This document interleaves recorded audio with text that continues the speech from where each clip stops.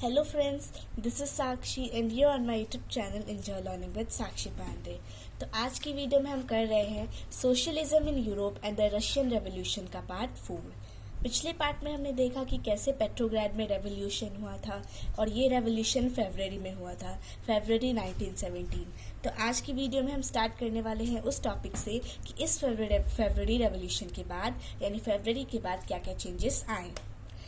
Army officials, landowners and industrialists played an important role in the provisional government। यानी वहाँ पे provincial government थी जहाँ पे मेन जो रोल था वो आर्मी ऑफिशियल्स, लैंड ओनर्स और साथ ही साथ इंडस्ट्रियलिस्ट निभाते थे। Liberals as well as socialist work towards an elected government. यानी लिबरल्स और साथ ही साथ सोशलिस्ट दोनों काम करने लगे एक इलेक्टेड गवर्नमेंट की तरफ। Restrictions on public meetings and associations we are removed. यानी रशिया में पहले ये हालात थे कि जो पब्लिक मीटिंग्स होती थी उस पर भी रेस्ट्रिक्शंस थे, पर अब उन रेस्ट्रिक्शंस को हटा दिया गया था। The Bolshevik leader Vladimir Lenin returned to Russia from his exile in April 1917। यानी जो बोल्शेविक के लीडर थे वो भी रशिया वापस आ गए अप्रैल 1917 में। He wanted the Soviets to take over power। वो ये चाहते थे कि जो ये सोवियत है ये अपना पावर वापस ले ले। Lenin gave his April thesis in which he made 3 demands। यानी लेनिन ने अपना अप्रैल थीसिस दे दिया जिसमें उन्होंने 3 डिमांड की। पहला कि जंग को खत्म करो, कौन सी war, world war 1। The land must be transfer to the peasants. और ये भी कहा कि जो भी लैंड है वो पीजेंट्स को ट्रांसफर करो और साथ ही साथ जो भी बैंक्स हैं उन्हें भी नेशनलाइज करो। Lenin wanted the Bolshevik party to be renamed as Communist Party to indicate its radical aims। यानी वो ये चाहते थे कि जो बोल्शेविक पार्टी है उसको हम रीनेम कर दें और उसका नया नाम होगा कम्युनिस्ट पार्टी, ताकि वो अपने रेडिकल्स एम को शो कर सके। ठीक है, अब हम आते हैं वर्कर्स मूवमेंट पे, यानी वर्कर ने क्या क्या किया। दी workers movement spread through out the summer. यानी जो वर्कर्स की मूवमेंट थी वो बहुत ज़्यादा बढ़ गई। In industrial areas factory committees were formed which began questioning the way industrialist operate their factories. अभी हमने पढ़ा कि किस तरह मूवमेंट बढ़ गया। तो मूवमेंट बढ़ने के कारण हुआ ये कि इंडस्ट्रियल एरियाज में लोग फैक्ट्री ओनर से पूछने लगे कि आप अपने वर्कर्स के साथ कैसा ट्रीट कर रहे हैं, कैसे आप अपनी फैक्ट्रीज को ऑपरेट कर रहे हैं। Soldiers committees were also formed in the army. यानी आर्मी में सोल्जर कमेटी भी बनी थी। The power of provincial government was reduced and the Bolshevik influence increased. यानी जो प्रोविशनल गवर्नमेंट का पावर था वो कम हो गया और साथ ही साथ जो बोल्शेविक का इन्फ्लुएंस था वो भी बढ़ गया। The provisional government decided to take strong steps against the discontent of the workers. यानी जो प्रोविशनल गवर्नमेंट थी उसने ये डिसाइड किया कि हम स्ट्रॉन्ग स्टेप्स लेंगे वर्कर्स के लिए। It resisted attempt by workers to run factories and began arresting leaders. इसकी वजह से बहुत सारे ऐसे अटेम्प्ट्स रेजिस्ट हुए। ठीक है, Popular demonstrations under the Bolsheviks in July 1917 were strictly repressed। यानी बहुत सारे important popular demonstrations हुए जुलाई में 1917 में। In the countryside, peasants and their socialist revolutionary leaders demanded for a redistribution of land। यानी गांव की तरफ जो peasants और socialist revolutionary leaders थे उन्होंने मांगा कि लैंड का रीडिस्ट्रीब्यूशन हो, यानी फिर से उसको डिस्ट्रीब्यूट किया जाए। For which land committees were form, जिसके लिए लैंड कमिटीज बनाया जाए। Peasants were encourage by the social revolutionaries and seize land between July and September 1917। यानी पीजेंट को इनकरेज किया गया सोशलिस्ट रेवोल्यूशनरी के द्वारा और साथ ही साथ सारे लैंड को सीज कर दिया गया जुलाई और सितंबर 1917 के दौरान। अभी हमने फरवरी रेवोल्यूशन देखा, तो अब हम देखते हैं 1917 का October revolution. Intense conflict grew between the provisional government and Bolsheviks. यानी जो प्रोविशनल गवर्नमेंट थी और जो बोल्शेविक्स थी उनके बीच बहुत सारे कॉन्फ्लिक्ट्स आ गए। ठीक है, Lenin feared that the provisional government would set up a dictatorship। Lenin को इस बात का डर था। अब लेनिन कौन थे, बोल्शेविक्स के लीडर, तो इनको इस बात का डर था कि जो प्रोविशनल गवर्नमेंट है वो डिक्टेटरशिप में ना बदल जाए। In September he began discussions for an uprising against the government. यानी सितंबर में उन्होंने स्टार्ट कर दिया गवर्नमेंट की जो बढ़ रही थी गवर्नमेंट उस पर सवाल उठाना।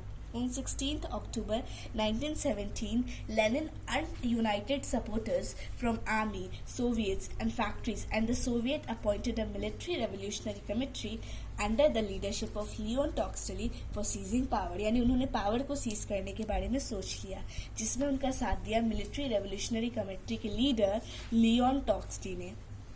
As the uprising began on 24th October 1917, Prime Minister Kerensky left the city to summon troops in fear. यानी जैसे ही ये रेवोल्यूशन हुआ 24 अक्टूबर को, तो जो प्राइम मिनिस्टर थे वहाँ के केरेंस्की, वो उन्होंने ट्रूप्स को कॉल कर दिया. सुमोन का मतलब बुलाना, डर के मारे उन्होंने ट्रूप्स को बुला लिया. In the evening royal military man of government captured the building of two Bolsheviks newspaper. और जो लोयल यानी जो वफादार मिलिट्री इंसान थे, उन्होंने क्या किया कि गवर्नमेंट की बात सुनते हुए बोल्शेविक के 2 बिल्डिंग को कैप्चर कर लिया. Pro-government troops were sent to capture telephone and telegraphy offices and protect the winter place. यानी प्रो गवर्नमेंट ट्रूप्स को भी भेजा गया ताकि वो टेलीफोन्स को कैप्चर कर सके और टेलीग्राफी ऑफिसेस को भी, ताकि वो विंटर पैलेस को बचा सके. In response to these measures, military revolutionary committee ordered its supporters to capture government offices and arrest ministers and the ship Aurora protected the winter palace. और इन्हीं सबका जवाब देने के लिए जो मिलिट्री रेवोल्यूशनरी की कमेटी थी, उन्होंने ऑर्डर किया अपने सपोर्टर्स को कि वो सारे गवर्नमेंट ऑफिसेस को कैप्चर कर ले और मिनिस्टर्स को अरेस्ट कर ले. Other vessels sailed down the river Neva and took over different military points. यानी बाकी जो वेसल्स थे वो सब नेवा की तरफ बढ़ने लगे. The revolution ended with all Russian Congress of Soviets in Petrograd approving the Bolshevik action. There was heavy fighting, especially in Moscow, but by December the Bolsheviks controlled the Moscow-Petrograd area. यानी revolution कब खत्म हुआ? जब जो Russian Congress थी Soviets की Petrograd में, उन्होंने इन बोल्शेविक के एक्शन को अप्रूव कर लिया. बहुत ज़्यादा फाइटिंग हुई थी मॉस्को में इसी चीज़ को लेके, पर दिसंबर तक बोल्शेविक्स ने ये सब कंट्रोल कर लिया. अब हम देखते हैं कि चेंजेस आफ्टर अक्टूबर. जैसे हमने पढ़ा कि कैसे पेट्रोग्राड में चेंजेस आए, तो ठीक उसी तरह जो अक्टूबर रेवोल्यूशन हुआ उसके बाद क्या क्या चेंजेस आए. तो अब हम देखते हैं कि क्या क्या चेंजेस आए अक्टूबर के बाद. The important change that took place after October revolt were. यानी कौन कौन से इम्पोर्टेंट चेंज हुए वो नीचे दिए हुए हैं. The Bolsheviks nationalized the banks and industries in November 1917. यानी जो बोल्शेविक्स थे उन्होंने बैंक्स और इंडस्ट्रीज को नेशनलाइज कर दिया. The Bolshevik declared land as a social property and allowed peasants to capture land of nobles, the Turch and the Tsar. सार Nicholas वहाँ के राजा थे, तो बोल्शेविक ने ये डिक्लेयर कर दी कि लैंड एक सोशल प्रॉपर्टी है और जो पीजेंट्स हैं उन्होंने नोबल्स और चर्च और सार के लैंड को कैप्चर कर लिया. The Bolsheviks banned old titles of aristocracy and big houses were partitioned according to the family needs. यानी बोल्शेविक्स जो था उसने सारे पुराने टाइटल्स खत्म कर दिए जो कि एरिस्टोक्रेसी थे, यानी highest class in the groups वाले टाइटल्स को खत्म कर दिया. ठीक है, और बड़े बड़े हाउस जो थे वो भी पार्टीशन किया गया फैमिली की नीड्स के हिसाब से. New uniforms were designed for the army and officials and the Soviet hat was also designed. यानी नए नए यूनिफॉर्म बनने लगे आर्मी ऑफिशियल्स के लिए. ठीक है, और सोवियत का हैट भी बना था जिसको हम बोडोन्का के नाम से जानते हैं. The Bolshevik Party was renamed as the Russian Communist Party. यानी जो बोल्शेविक पार्टी थी उसका फिर से नाम रखा गया, जिसका नाम रखा गया Russian Communist Party. The Bolsheviks were totally oppose to private property. यानी वो प्राइवेट प्रॉपर्टी के बिल्कुल खिलाफ हो गए. In November 1917, the Bolsheviks conducted the elections to the Constituent Assembly, but they failed to gain majority support. यानी नवंबर 1917 में उन्होंने एक इलेक्शन किया कॉन्स्टिट्यूएंट असेंबली के लिए, पर ज़्यादा लोगों ने उनका साथ नहीं दिया, इसी वजह से वो फेल हो गए. In January 1918, the assembly rejected Bolshevik measures and Lenin dismissed the assembly. यानी जनवरी 1918 में जो असेंबली थी उसने बोल्शेविक के सारे आइडिया को रिजेक्ट कर दिया. He believed that all Russian Congress of Soviets was more democratic than an assembly elected in uncertain condition. वो ये मानते थे कि ऐसे ही हम आमतौर से अच्छे से जीते थे, न ही आपकी असेंबली के आ जाने से. In March 1918, the Bolsheviks entered into a treaty with Germany at Brest-Litovsk and ended the war with Germany. यानी जब 1918 में मार्च का समय आया था उस वक्त ये हुआ कि बोल्शेविक ट्रीटी में आए जर्मनी में और उन्होंने वॉर को खत्म कर दिया। The Bolsheviks become the only party to participate in the elections to all Russian Congress of Soviet which was the parliament of the country and the won. यानी जो बोल्शेविक्स थे वो इकलौते पार्टी थे जो कि इलेक्शंस में भाग ले रहे थे रशिया में, और वो इकलौते थे, इसी वजह से वो जीत भी गए। Russia became a one-party state and trade unions were kept under party control। यानी रशिया जो थी वो वन पार्टी स्टेट बन गई, ठीक है, और सारे जो भी यूनियंस हो गए वो उसके अंडर में आ गए। Those who criticized Bolsheviks were punished by secret police. यानी जो भी उनको क्रिटिसाइज करते थे, उनकी बात नहीं मानते थे, उनको सीक्रेट पुलिस के द्वारा पनिश किया जाता था, जिनका नाम है चेका और जिसको बाद में नाम दिया गया ओजीपीओ, और एक नाम है NKVD. Many young writers and artists opposed the party। यानी बहुत सारे राइटर्स जो थे उन्होंने इस पार्टी को अपोज किया, because it stood for socialism and change, क्योंकि ये सोशलिज्म और चेंज के लिए आई थी। This led to experiments in the fields of art and architecture after October 1917। इसकी वजह से हुआ ये कि बहुत सारे एक्सपेरिमेंट हुए आर्ट और आर्किटेक्चर के फील्ड में। After October 1917 many Bolshevik followers became disillusioned by the way the party functioned। यानी अक्टूबर 1917 के बाद बहुत सारे जो बोल्शेविक फॉलोअर्स थे वो डिसइल्यूनाइज्ड हो गए थे, इस वजह से पार्टी के फंक्शनिंग की वजह से। तो अब हम आते हैं सिविल वॉर पे। The decision of redistribution of land by Bolsheviks cause breakup of army. यानी अभी हमने पढ़ा कि अक्टूबर रेवोल्यूशन के बाद ये चेंज आया था कि लैंड रीडिस्ट्रीब्यूशन होने वाला था। तब ये जो लैंड रीडिस्ट्रीब्यूशन होने वाला था, इसकी वजह से बोल्शेविक की आर्मी में ब्रेकअप हो गई, यानी जो उसके लोग थे वो उसे छोड़ के जाने लगे। Clashes between supporters and autocracy, liberals and Bolsheviks holders start. यानी लोगों के बीच क्लैश स्टार्ट होने लगे, क्योंकि ऑटोक्रेसी वाले जो थे यानी एरिस्टोक्रेसी वाले जो थे वो नहीं चाहते थे कि ऐसा हो।